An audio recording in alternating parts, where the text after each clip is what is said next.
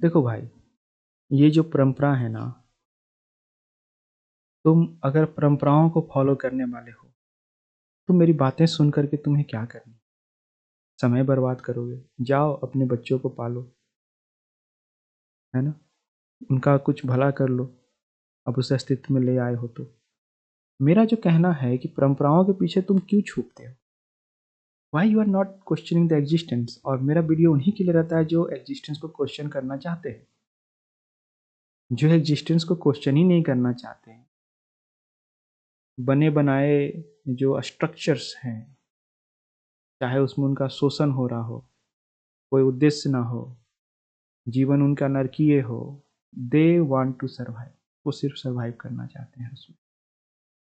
वो ऐसे लोगों के लिए मेरा वीडियो कभी नहीं रहता और आगे भी नहीं रहेगा, क्योंकि उनके जीवन में कोई मूल बदलाव होने वाला नहीं। उनके जीवन में कोई आध्यात्मिक क्रांति भी नहीं आने वाली। भौतिक क्रांति नहीं आ रही तो आध्यात्मिक क्रांति कहाँ से आ जाएगी, है ना?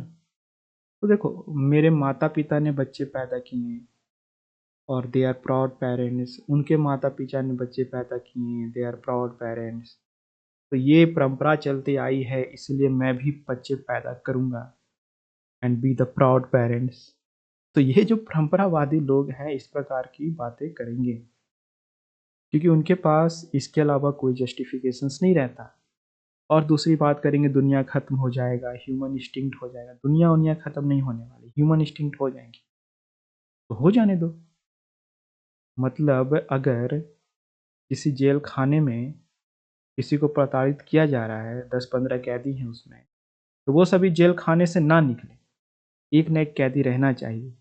ये मनोरंजन का विषय है आपके लिए। मैं कह रहा हूं कि अगर if you recognise there is suffering, absolutely there is suffering, तो why you do not want to be instinct? और मैं कोई ऐसा कंपल्सरली नहीं कह रहा, I am saying voluntary instinct, है ना?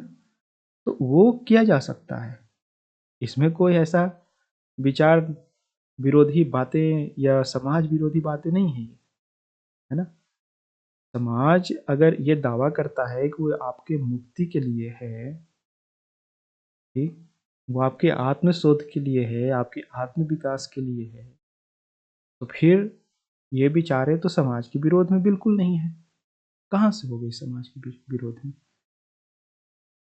खैर, अगर आपको लगता है कि आप परंपरावादी हैं और आपके पास इसके अलावा कोई जस्टिफिकेशंस नहीं इन दो बातों के अलावा, क्योंकि ऐसा ही चलते आया है, और या हम नहीं करेंगे तो ह्यूमन जो है वो इंस्टिंक्ट हो जाएंगे, तो फिर आप उन्हीं लोगों की तरह हो जो सती प्रथा हो गई, जाति प्रथा हो गई, उनके बारे में, उनके समर्थन में खड़ा होते थे। अगर आप देखो, थोड़ा धैर्य करके, जीवन में ध्यान करके, सत्य की थोड़ी सी आकांक्षा करके, उसके प्रति ईमानदार होके अगर तुम जीवन को, तो जीवन दुखमय है, ठीक? अगर दुखमय है तो इसका समाधान भी होगा।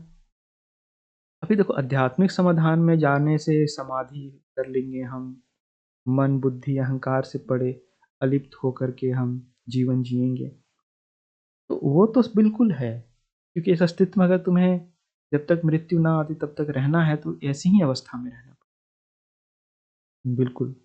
लेकिन तुम चाहते ये हो कि you want to justify your action of procreation, तुम प्रजनन को जस्टिफाई करना चाहते हो, कभी इमोशनल ग्राउंड पे, कभी रैशनल ग्राउंड पे।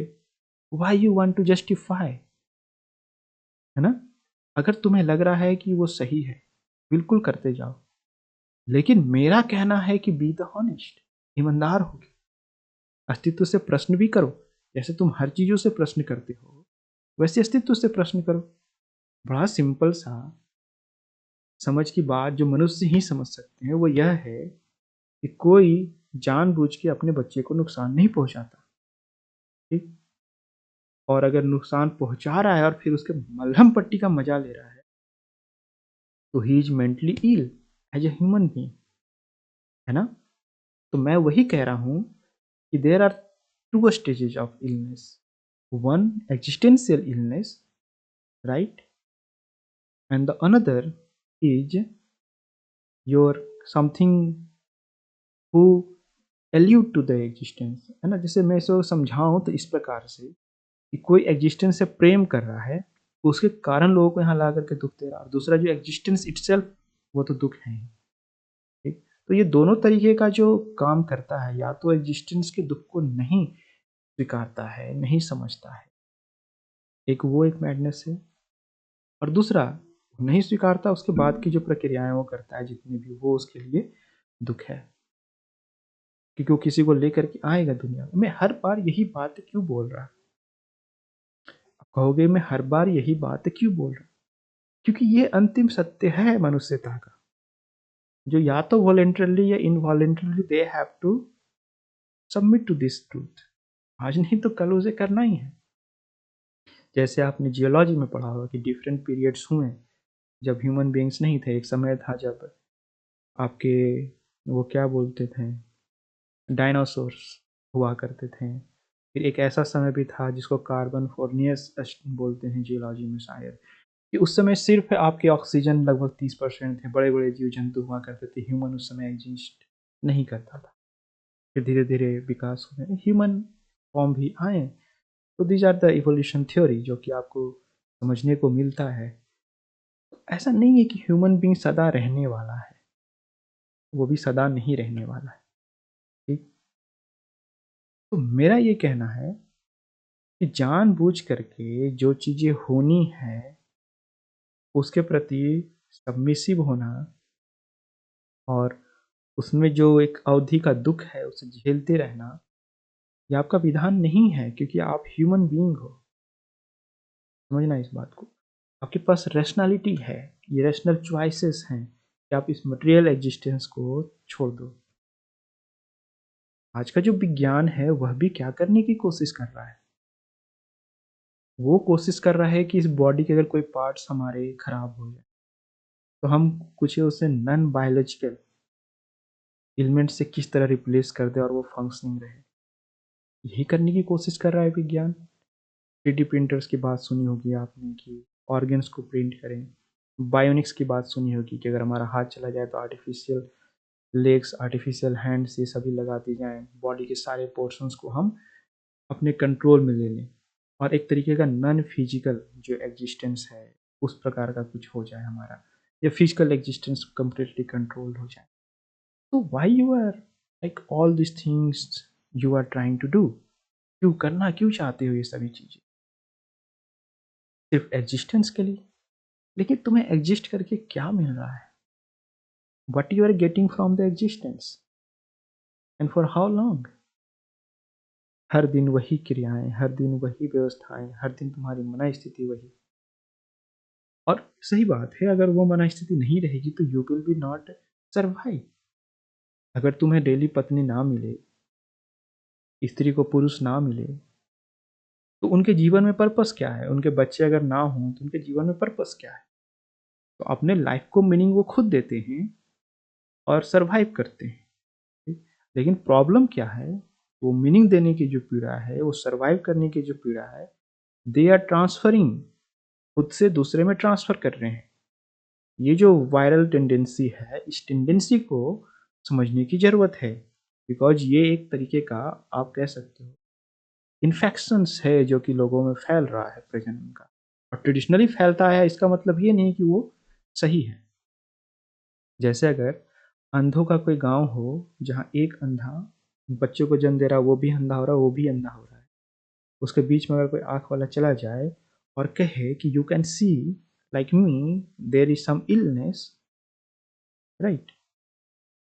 और हेरिडिटरी परंपरा से ये तुम्हारे यहाँ मिलने से पूरी उसकी व्यवस्था उसी पे विकसित हो गई है, तो वो कहेंगे कि नहीं, ही something, you are ill.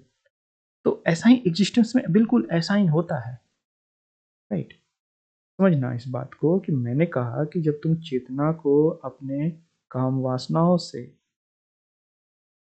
Right, आकर्षित करके इस संसार में लाते हो, you are not putting a bridge in between. जैसे कि ब्रिज इन बिटवीन आप हार्मोनल मेडिसिन अगर ले लेते हो कंट्रोल करने के लिए, तो ये चलो, ये तो बिल्कुल मतलब मैं कहूँगा कि एज ए इग्नोरेंट स्टेज है, लेकिन एटलीस्ट आप प्रिवेंट कर रहे हो somebody to bring in the existence, ठीक? और चीज़ों को समझने के बाद आप इस प्रकार के व्यवस्था में, इस प्रकार के संभोगों में खुद ब खुद नहीं जाओगे। That was the second stage आप कह सकते हो। तो यहाँ पे यही हो कर रहे हो ना आप। आप अपने संक्रमण को बार-बार फैला रहे हो, खुद को ही फैला रहे हो।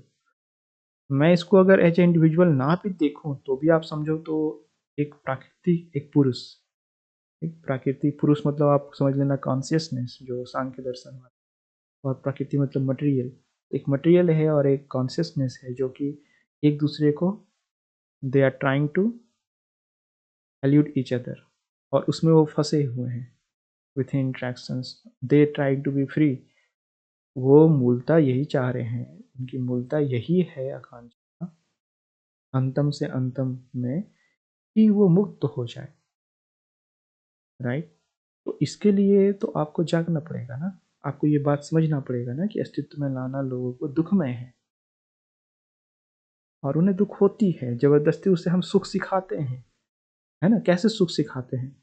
एक पूरा एटमॉस्फेयर हम क्रिएट करते हैं, एनवायरनमेंट, पूरा ऑपरेटिंग सिस्टम जैसा एक एनवायरनमेंट क्रिएट करते हैं कि देखो तुम संसार में आ गए हो, तुम्हें सुख लेना है, स्त्री के पीछे भागो, धन के पीछे भागो, है ना? बच्चे पैदा करो, परिवार बनाओ। ये सारा हम उसे सिखाते हैं, एक एनवायरनमेंट, एक ऑपरेटिंग सिस्टम बना के देते हैं पूरा, कि तुम्हें सुख भी ऐसे महसूस हो। तो सुख भी हम ही डिफाइन करते हैं और इन द मीन टाइम आप कह सकते हो कि दुख भी हम ही डिफाइन करते हैं। लेकिन दुख तो अस्तित्व का स्वरूप है। इसलिए मैं नहीं कहता कि दुख को आपको यहाँ बनाने की ज़रूरत है। कोई एक्जिस्टेंस में आते ही के साथ वो दुख को ग्रहण कर लेता है और दुख से बचने के लिए वो सुख के लिए डिफाइन करता है चीज़ों को, दिस मच दुख इज सुख, है ना? कोई बहुत कम दुख है तो वो मेरे लिए सुख है, वो उसको समझता है ना। Pleasures come from the pain वाली जो पूरी सिचुएशन है उसको वो खुद ब खुद ही क्रिएट करता है।